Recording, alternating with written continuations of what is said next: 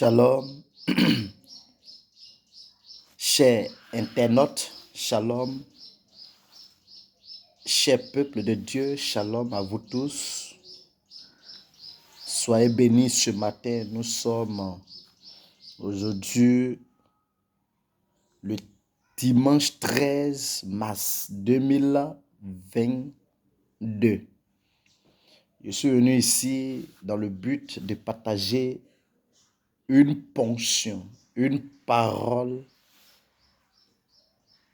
qui m'a beaucoup plu et j'ai relu. Et j'ai compris dans ce message un mystère. Prenons rapidement, on va prier d'abord. Abba Père, je te rends grâce, je bénis ton nom parce que tu es vivant, tu es glorieux, tu es le Dieu absolu, tu es le Dieu omniscient et omniprésent. Seigneur, je veux toutefois te recommander ma personne entre tes mains et te soumettre, Père notre Dieu, la vie de quiconque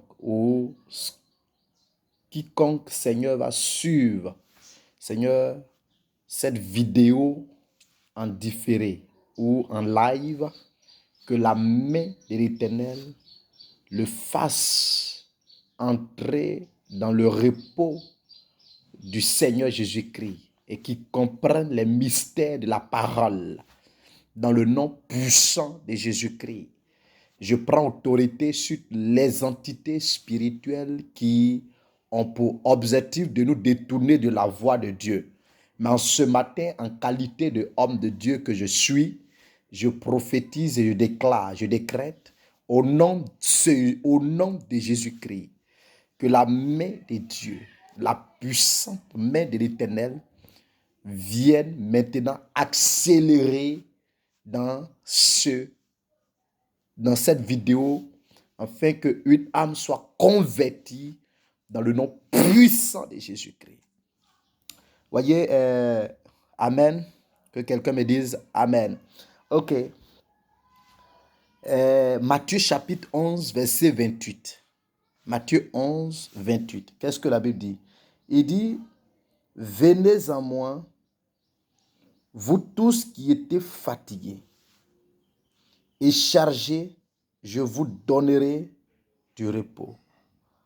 Le thème qui nous réunit dans cette vidéo, c'est tu trouveras le repos. Tu trouveras du repos en Jésus. Mais trouver le repos en Jésus, c'est d'accepter Jésus-Christ comme Seigneur et Sauveur. Quand on accepte Jésus-Christ, on a la paix du cœur, on a la tranquillité, la paix dans l'âme, la tranquillité dans l'esprit et on n'est pas stressé. Et la Bible dit, venez. Là, l'Éternel Jésus-Christ parle. Il dit, venez en moi.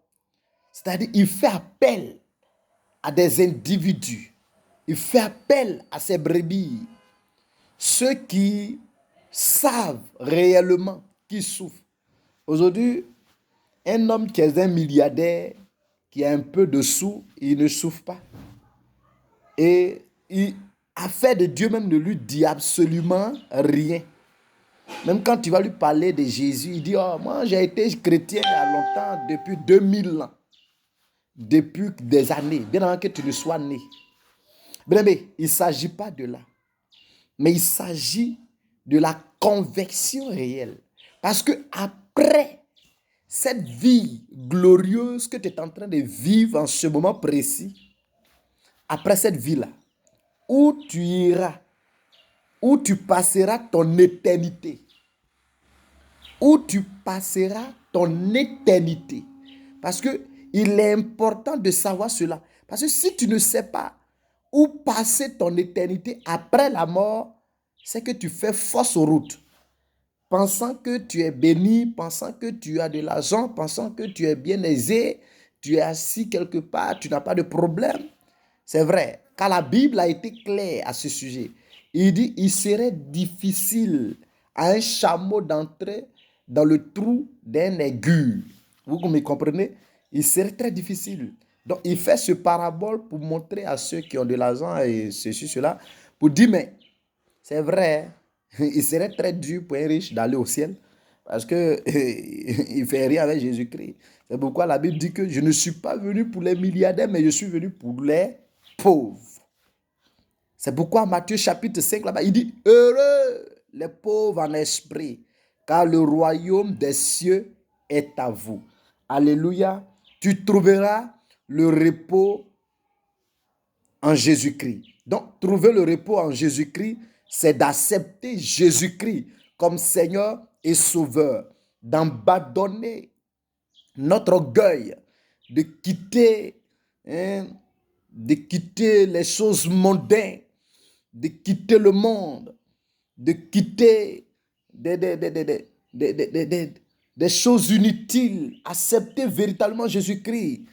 Ma soeur, si vraiment tu sais que tu es dans le monde et que tu souffres d'une situation qui te tracasse, il n'est pas dit viens à Jésus, la situation va arrêter. Parce que Jésus-Christ n'est pas venu, ou bien il n'est pas venu accomplir l'œuvre de la croix pour que toi aujourd'hui, la maladie qui te ronge, ou bien le célibat, ou bien cette situation qui t'empêche aujourd'hui là, puisse s'arrêter. Non, non, non. Le but de Hachem Elohim pour toi qui me regarde, toi qui me suis, c'est pour que toi, après la mort, tu seras sauvé. Parce que tout chrétien qui ne sait pas pourquoi il va à l'église, c'est qu'il va pour chauffer les bancs. Mais quand tu sais que, en âme et conscience, je vais à l'église pour le but par lequel je m'en vais à l'église, c'est d'être sauvé par Jésus-Christ. Les choses mondaines, les choses de ce monde ne vont pas nous intéresser. C'est des ajouts. C'est des choses que Dieu donne sa part. Comme il veut. S'il veut, il ne te donne pas. S'il veut, il te donne. Amen. Il dit, venez à moi. Il nous appelle. Il dit, venons. Venons à l'Éternel. Venons à Jésus-Christ. Vous tous, c'est-à-dire nous qui sommes fatigués. Toi, tu sais que tu es fatigué. Tu es fatigué dans la tête. Tu es fatigué de réfléchir. Tu es fatigué des rejets de ce monde. Viens à Jésus-Christ et tu trouveras le repos. Il te donnera le vrai repos. Amen. Tu es fatigué d'aller chez les féticheurs, chez les marabouts, chez les faux docteurs, les faux prophètes qui vont mystifier des prophéties de gauche à droite. Tu es fatigué, ma soeur, viens à Jésus-Christ et tu verras. Accepte Jésus. Accepte la parole du Seigneur. Et il faille que la parole de Dieu puisse pénétrer ton cœur pour que tu puisses la méditer matin, midi et soir. Amen. Médite la parole de Dieu matin, midi et soir.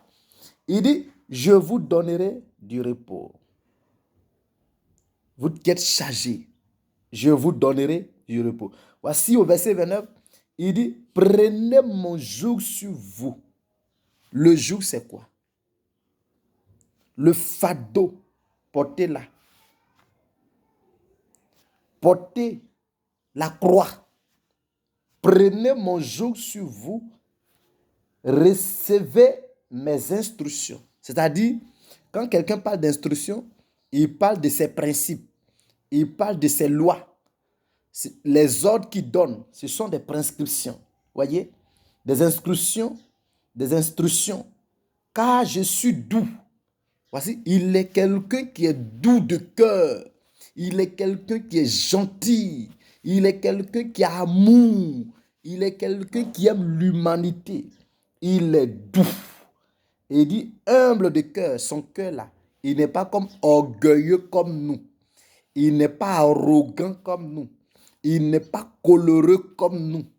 Aujourd'hui, dans le monde christianisme, on a des orgueilleux, on a des gens qui n'ont pas un cœur doux, qui ne sont pas doux dans leurs paroles. Ça veut dire que leur propos, il n'y a pas la douceur. quand tu les regardes, même, tu sens que ceux-là même, ce sont des véritables orgueilleux qui sont animés de Lucifer. Quand quelqu'un est orgueilleux, il ne cause pas à toi. Il ne mange pas sur la même table avec lui. Rien, même quand tu t'approches auprès de lui, il te pose la question, est-ce que tu m'as bien regardé? Est-ce que tu me connais? Tu sais qui je suis? Regarde ici, ma soeur, mon frère. Sa fin sera tellement terrible. C'est-à-dire que les grincements de dents, Shabaron, Dalayan, donc les orgueilleux, il est humble. Le Seigneur est humble. Jésus-Christ est humble de cœur. Et il dit quoi? Et vous trouverez du repos dans vos âmes. Là où l'âme est attristée. Aujourd'hui, tu es attristé quelque part. Aujourd'hui, il y a eu des déchirures. Il y a eu des gens qui t'ont fait des coups bas, qui t'ont arnaqué, qui t'ont menti, qui t'ont dit des choses que tu pensais que c'était la réalité. Entre-temps, c'était la fausseté. Oh, aujourd'hui, voici que tu as mal au cœur. Le Seigneur est venu cicatriser la plaie. Le Seigneur est venu apporter une touche à ta vie. Le Seigneur est venu changer la dimension spirituelle de ta vie.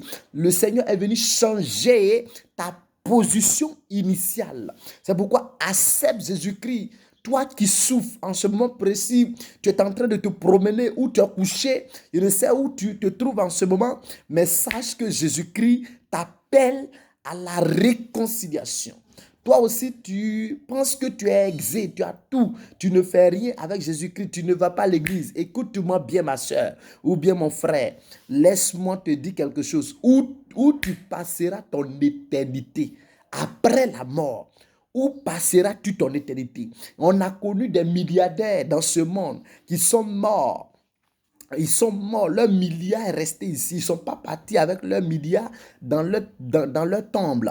Même, ils ne sont même pas partis avec leurs biens matériels. Tout ça, c'est éphémère. C'est pourquoi la Bible dit, ne vous conformez pas au siècle présent, mais soyez transformés au renouvellement de votre esprit. Donc, vous voyez, Dieu parle des chrétiens, des hommes, des chrétiens. Dieu ne parle pas des païens. Donc, soyons renouvelés. Il faut que nous soyons transformés au renouvellement de l'esprit. Il faut que notre esprit soit renouvelé. Il faut que nos mentalités soient renouvelées. Il faut que nous changeons de vie. Il faut que nous acceptons le Seigneur. Il faut que nous arrivions à effacer l'orgueil. Il faut que nous arrivions à effacer le moi. C'est très important, chrétien. C'est très important. Enfant de Dieu, toi, tu me regardes, toi, tu me suis.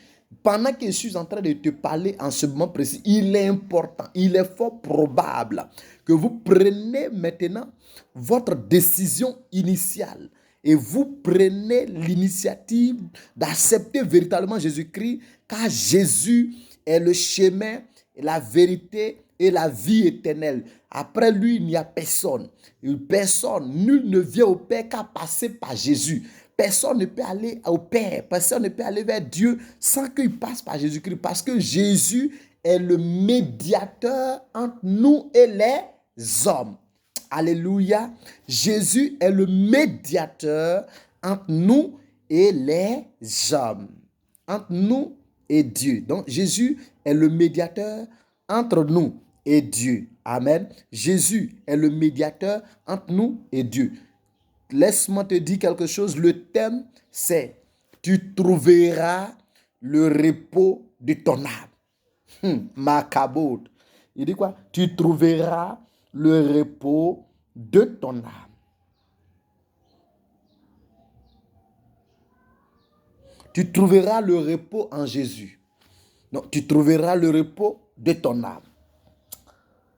Donc, chers bien-aimés frères et sœurs, il dit, car mon joug est doux et mon fardeau léger. Dieu ne peut pas te donner un poids qui te dépasse. Non. Dieu ne peut pas te donner. C'est comme, je prends un exemple. Tu vas au champ avec ton enfant. Ou bien tu es sur la route du marché.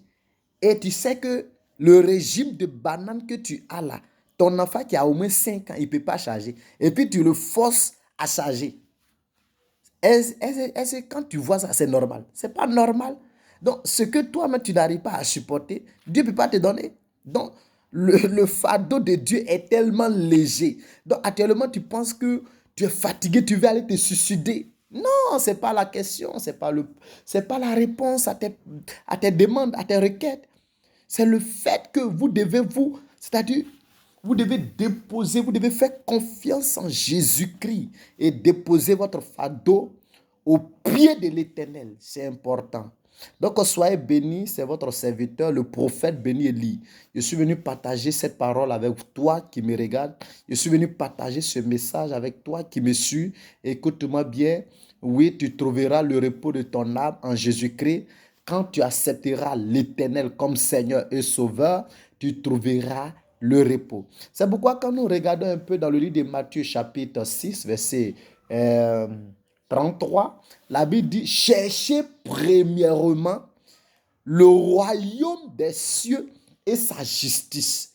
Donc, cherchez à chercher Jésus-Christ et plongez votre esprit, votre regard dans la parole. Après quoi, toutes ces choses vous seront données gratuitement. Il dit, ce que tu n'as pas demandé, lui, Dieu là, il te donne. Donc, bien avant que nous ouvrons notre bouche, notre langue, frère, déjà le Seigneur sait que tu as besoin de temps. Donc, il va te donner. Mais Dieu ne descendra pas te donner. Il passera toujours par quelqu'un te soutenir, t'aider à sortir d'une situation quelconque. Mais aujourd'hui, nous voyons aujourd'hui de certaines personnes qui sont très méchantes, qui sont accros, qui ne veulent pas aider, soutenir leurs frères. Mais, et ils disent, je suis chrétien, chrétienne. Mais attends, où est ta chrétiennité?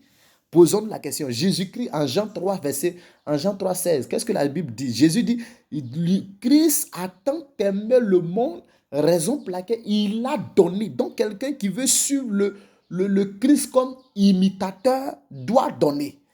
Un chrétien doit être libéral.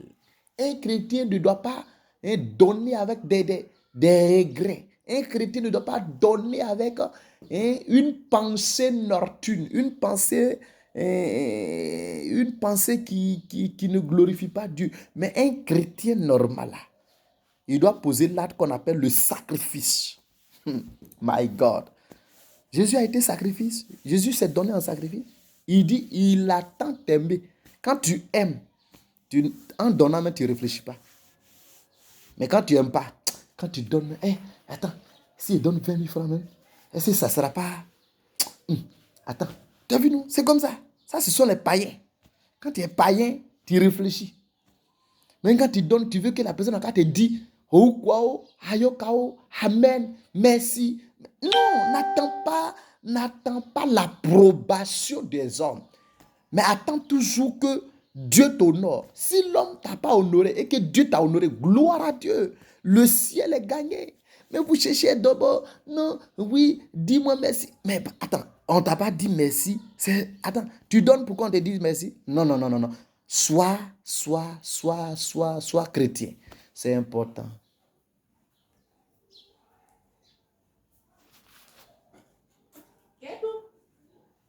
C'est important.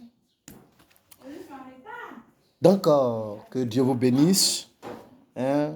Christ a tant aimé le monde, c'est pourquoi il a donné son Fils aîné, afin que quiconque croit ne périsse point, mais qu'il ait la vie éternelle. Donc, Christ veut que nous ayons la vie éternelle. Il veut que tu sois sauvé. Il veut que tu sois libéré. Il veut que, oui, ta vie soit conforme à sa parole de façon prophétique et phénoménale au nom de Jésus-Christ de Nazareth. Donc, vous voyez un peu. Donc, que Dieu nous bénisse. Que Dieu bénisse tous les interlocuteurs, tous ceux qui vont me suivre. Le prophète béni Élie est là pour vous parler de ce message très fort qui me tient à cœur de partager avec vous. Christ a tant aimé. Jésus-Christ est un modèle pour nous, nous en tant que chrétiens. Pourquoi on nous appelle chrétiens? Parce que le Christ habite en nous. Donc quand le Christ habite en nous, Donc, dans l'immédiat, on doit faire ce que Christ a fait. Christ, il n'a pas regardé. Hein. Lui, il a guéri les malades. Il a donné nourriture aux affamés. Il a aidé. C'est ça qu'on appelle le leadership. Quand tu es un leader, tu ne penses pas à ton ventre, tu penses aux gens. Tu penses aux gens. Tu ne penses pas à acquérir tous les biens matériels. Tu ne penses pas à avoir tout ce qui est là. Tu ne penses pas pour toi-même, mais tu penses aux hommes. Tu penses à ceux qui sont autour de toi. Est-ce qu'ils ont mangé? Est-ce qu'ils sont à l'aise? Mais tu dis tu es leader. Et puis on ne voit pas le côté leadership se manifester. C'est que tu n'es pas un leader. Tu es un clochard. Oui, en vérité, je vous le dis. Tu es un clochard. Tu es un clochard. Un leader, c'est quelqu'un qui donne. Un leader, c'est quelqu'un qui partage. Un leader, c'est quelqu'un qui a l'amour pour son prochain. Un leader ne donne pas pour attendre Amen, ou bien il n'attend pas le remerciement, mais il attend que Dieu l'honore. Si ce que je fais, ça prouve, ça touche Dieu. Alléluia, gloire à Dieu. Mais si je fais que c'est les hommes seulement qui acclament, c'est que tu n'as rien fait. La chrétienté n'est pas une affaire d'aller chauffer les bancs, aller à l'église. Mais la chrétienté se vit. Elle se démontre. Quand tu es un chrétien, tu te démontres. Je prends un exemple sur nos frères. Eux là, même s'ils vont aller construire une mosquée, mais ils ne vont même pas calculer. Si même ils vont aller faire des dons, des sacrifices, ils ne vont pas calculer. Mais aujourd'hui, le chrétien calcule trop. Le chrétien a plusieurs réflexions. Comment réfléchir? Non, frère, ne donne pas de la même famille, mais donne quelqu'un que tu ne connais pas. C'est très important. Donc, tu trouveras le repos de ton âme. Ouais, tu trouveras le repos de ton âme. Accepte Jésus-Christ et tu trouveras le repos. Bannis l'orgueil, bannis tout ce qui ne glorifie pas le nom de Dieu et accepte Jésus-Christ comme Seigneur et Sauveur. Et tu verras Dieu se mouvoir. On va prier pour la parole, que Dieu bénisse sa parole et qu'il bénisse tous ceux qui vont suivre. Et qu'en fait, que cette parole, même si elle n'a pas fait des heures, mais une petite parole dans ce que j'ai dit peut transformer une âme au nom de Jésus-Christ, peut faire tomber l'orgueil de quelqu'un au nom de Jésus-Christ. Je déclare, je décrète, je prophétise à partir de ce matin, je prie pour quelqu'un qui me suit, je prie pour une personne qui me regarde et que son orgueil diminue et que Dieu la porte au-delà et qu'il soit converti. Seigneur, comme tu as dit, où passerons-nous notre éternité? Je déclare que, Père, après notre mort, nous puissions nous retrouver à la droite du Père, dans le nom puissant de Jésus-Christ. Et que cette semaine qui va débuter demain soit une semaine bénéfice pour tout un chacun de nous. Au nom puissant de Jésus-Christ. Père, manifeste-toi, glorifie ton nom et agis puissamment pour tous ceux ou celles et permets que ces âmes, Seigneur, soient touchées, soient converties dans le nom de Jésus-Christ. Amen, amen, amen, amen, amen, amen, amen.